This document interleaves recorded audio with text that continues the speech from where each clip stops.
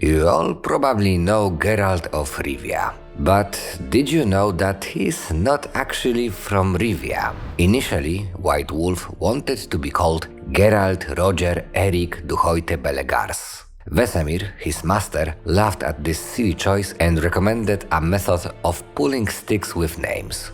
With time, Geralt mastered the Rivian accent to make his nickname more credible. During the Witcher's adventures, however, it happened that he officially received the title of Geralt of Rivia from the Queen of Rivia herself. Witcher's company, consisting of Geralt, Jaskier, Milva, Kahir and Regis, was traveling to Keddu, a black forest in which, according to the vampire's knowledge, there were druids able to lead Geralt to Ciri's trail. For some time they had been riding pleasantly. They did not come across any troops, they had something to eat, and the weather was tolerable.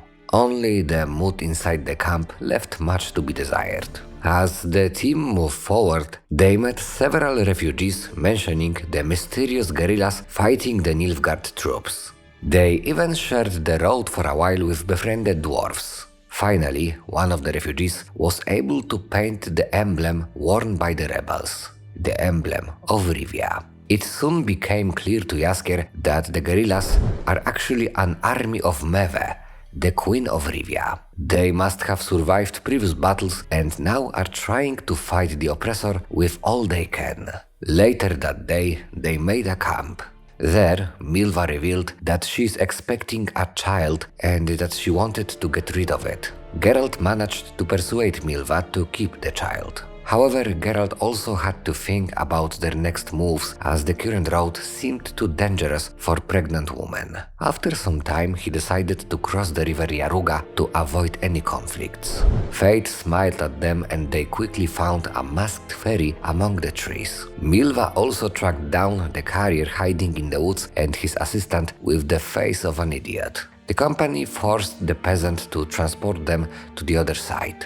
They loaded their belongings onto the ferry and set off. However, as they were crossing the river, the carrier spotted lots of cavalry on the other side of Yaruga. The cavalry were the rebels that they had heard of on the trail. The carrier's helper, without a second thought, cut the rope holding the ferry and they started to sail down the river. Meanwhile, people on the shore used their bows to shoot Geralt's company. Luckily, they were too far away. As they were sailing down the river, Geralt and his friend did their best to stay more or less in the middle of the river. The guerrillas turned back and escaped to the forest. Nevertheless, the real danger was just about to begin. The stream carried them to the right side of the river, which now swarmed with Nilfgaardians. They also weren't friendly and Geralt's company did their best to go back to the middle of Yaruga, while Emhyr's puppets were shooting at them. Geralt deflected some of the arrows, but a few of them reached their destination nonetheless.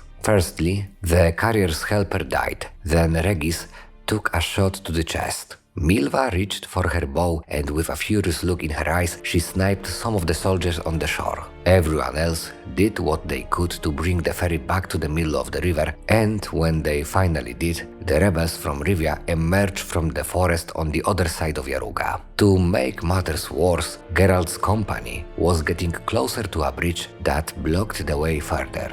Guerrillas from Rivia started shooting yet again. This time, they killed 3 horses and a carrier. Thankfully, they stopped after a while as they spotted the Nilfgaardian army on the other shore. A battle for the bridge was about to begin. Geralt's company landed on the left shore. Milva's legs were covered in blood. Regis and Jaskier stayed with her. Geralt and Kahir, on the other hand, rushed onto the bridge to help the rebels repel Nilfgaardian soldiers.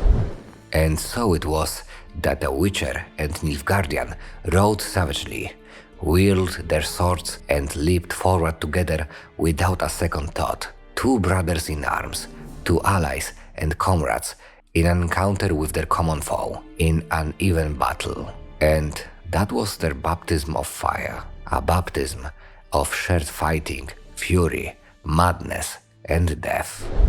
Geralt's sword skills and Kahir's battle experience sealed the victory for Rivia. After the battle, Queen Meve personally came to Geralt and thanked him for his deeds. As a reward, she dubbed him a Knight of Rivia.